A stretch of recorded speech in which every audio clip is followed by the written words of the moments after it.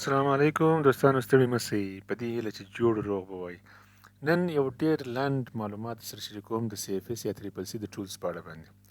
ډېری وختونه خلک پوښتنه کوي چې تریپل سی یا د سی اف اس ټولز څه شي دي. اول دا چې د ټولز په معنا باندې ځان پوه کړئ. ټولز اسبابو ته وایي او تر ډېره وخته پورې په افغانستان کې کله چې موږ د ټولز خبره کوو موږ مستقیم هغه کاغذات ته په اصطلاح باندې او یو څه د ټکنالوژي اړوند شیان ته اشاره کوو کوم چې موږ په خپل کار کې استعمالوو. فرض مثال کله چې موږ د کیس منیجمنت ټولز خبرې کوو نو موږ هلته د کیس منیجمنت د فورمو، ډیټابیسو، لپټاپو، الماریو، فایلونو دې شیانو په اړه باندې خبرې کوو په عین شکل باندې. کله چې تاسو څخه پوښتنه کیږي د سی اف اس ټولز څه شي دي یا تریپل سی ټولز څه شي دي نو تاسو ډېر لنډ، ساده او اسانه دا کوم شیان چې پر سکرین باندې وینئ کولی شئ دا ورته تشریح کړئ. نو د سی اف اس کې موږ مختلف ټولز لرو. فرض مثال تر ټولو ډېر زیات مهم چې دی هغه د رجسټر د کتاب. هر ماشوم چې تریپل سی یا سی اف اس ته راځي هغه راجستر کیږي او د راجستر څخه مخکې چې کوم شی ډېر زیات مهم دی د ډېرو وختونو د رضایت فورمه ده چې د والدینو د دوی سره ډکیږي او د هغوی څخه اجازه اخیستل کیږي چې تا اجازه ورکوې ماشوم ته راسې دلته برخه واخلي موږ سره په مختلفو فعالیتونو کې برخه واخلي او بعضې رضایتونه د انځورو د نور اړوند دي. دا رضایت فورم د سی اف اس یو ټولز دی. راجستر کتاب یو ټول دی، یو اسباب دی، یو وسیله ده. په اکثرو سی اف اسونو کې نن سبا خلک د ټابلیټ څخه استفاده کوي. په آنلاین شکل باندې ماشومان چې کله هلته راځي راجستر کوي پلانونه یې په ټابلیټونو کې، په کمپیوټرونو، په لپټاپونو کې پراته دي. دا د سی اف اس دپاره یو ټول دی. ډیټابیس چې په کوم ځای کې زه د سی اف اس ډیټا رسوم هغه زما دپاره د سی اف اس یو ټول دی. په سی اف اسونو کې چې کومې توضیحګانې کېږي د هغه دپاره مختلف فورمې استعمالیږي.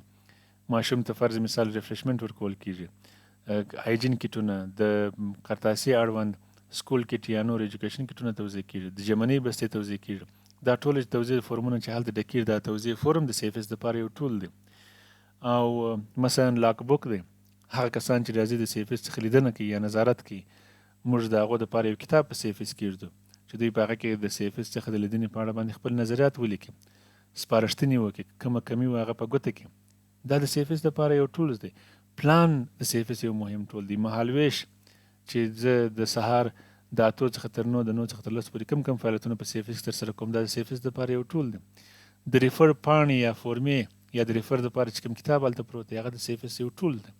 نو ټول هغه فورمې، کاغذات او ټکنالوژیکي سیستمونه چې موږ د خپل ډیټا د مدیریت لپاره او د ماشومانو په اړه باندې د معلوماتو راټولولو لپاره د خپلو لوبو، اکټیویټیانو، فعالیتونو د ترتیب، تنظیم او د ښه مخته بیولو لپاره استفاده کوو دا ټوله د سی اف اس په ټولز کې راځي. اما دې ته متوجه اوسئ چې سی اف اس ټولز او سی اف اس کټس بیا فرق سره کوي. کله چې بیا موږ د سی اف اس یا تریپل سی د کټس په اړه باندې خبرې کوو بیا په سی اف اسونو کې د هر فعالیت لپاره مختلف کټونه شته. د لوبې لپاره یا د ریکریشنل اکټیویټیز لپاره ته مشخص کټونه لري. د سپورتس لپاره ځان ته کټ لري. د تعلیمي پروګرام د مخته بیولو لپاره ځان ته کټ لري. د رواني ټولنیز ملاتړ لپاره ځان ته کټ لري. هغه بیا موږ کټونه ورته وایو چې په بعض ځایونو کې د سی اف اس رننګ کټس ورته وایي، په بعض ځایونو کې سی اف اس یا تریپل سی اسټابلیشمنټ کټس ورته وایي. یعنی مطلب هغه ستا د سی اف اس د جوړولو په وخت کې هغه شیان ته اړتیا شته.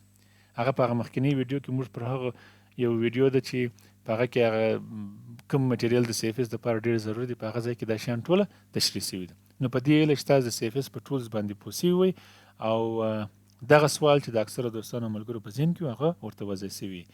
نو ویډیو د سره وګورئ، چینل سره سبسکرایب کړئ، د هرې ممکنې لارې څخه د خپلو هم مسلک ملګرو او دوستانو سره شریک کړئ. ډېره زیاته مننه. الله مل.